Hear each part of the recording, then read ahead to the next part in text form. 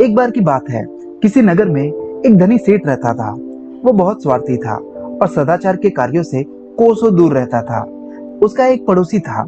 वो पड़ोसी निर्धन था, परंतु बड़ा परोपकारी था। एक बार गरीब पड़ोसी ने भगवान बुद्ध और उनके शिष्यों को अपने घर भोजन के लिए आमंत्रित किया। पड़ोसी ने यह भी विचार किया कि इस महान अवसर पर अधिक से अधिक लोगों को भोजन के लिए बुलाना चाहिए। ऐसे संकल्प के साथ गरीब पड़ोसी ने बड़े भोज की तैयारी करने के लिए नगर के सभी व्यक्तियों से दान की अपेक्षा की एवं उन्हें भोज के लिए आमंत्रित किया। पड़ोसी ने धनी सेठ को भी न्योता दिया। भोज के एक दो दिन पहले पड़ोसी ने चारों ओर घूमकर दान एकत्रित किया। जिसका जैसा सामर्थ्य था, उसने उतना दान दिया।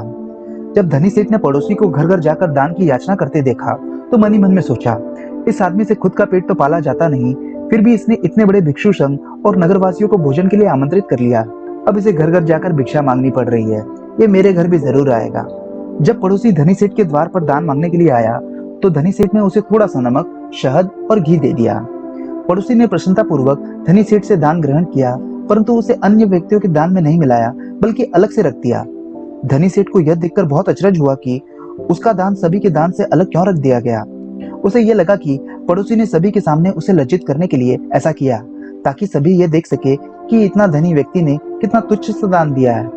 धनी सेठ ने अपने नौकर को पड़ोसी के घर जाकर इस बात का पता लगाने के लिए कहा। नौकर ने लौटकर धनी सेठ को बताया कि पड़ोसी ने धनी सेठ की दान सामग्री को थोड़ा थोड़ा सा लेकर चावल, सब्जी और खीर आदि में मिला दिया। यह जानकर भी धनी सेठ के मन से जिज्ञासा नहीं गई और उसे अभी भी पड़ोसी की नीयत पर संदेह था। भोज के दिन वह प्रातः अपने वस्त्रों के भीतर एक कुल्हाड़ी छुपा कर ले गया, ताकि पड़ोसी द्वारा लज्जित किए जाने पर वह उसे मार डाले। वहां जाने पर उसने पड़ोसी को भगवान बुद्ध से यह कहते हुए सुना, भगवान, इस भोजन को बनाने के लिए जो भी सामग्री इस्तेमाल की गई है, वो सभी मैंने नगरवासियों से दान के रूप में प्राप्त की है। कम हो या अधिक, सभी ने पूर्ण श्रद्धा और उदारता से दान दिया, अतः सभी के दान का मूल्य समान है। पड़ोसी की यह शब्द सुनकर धनी सेठ को अपने विचारों की तुच्छता का बोध हुआ और उसने अपनी गलतियों के लिए सभी के समक्ष गरीब पड़ोसी से क्षमा मांगी।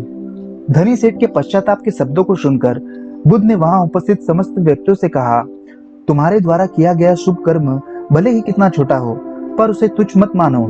छोटे छोटे शुभ कर्म एकत्र होकर भविष्य में विशाल रूप धारण कर लेते हैं।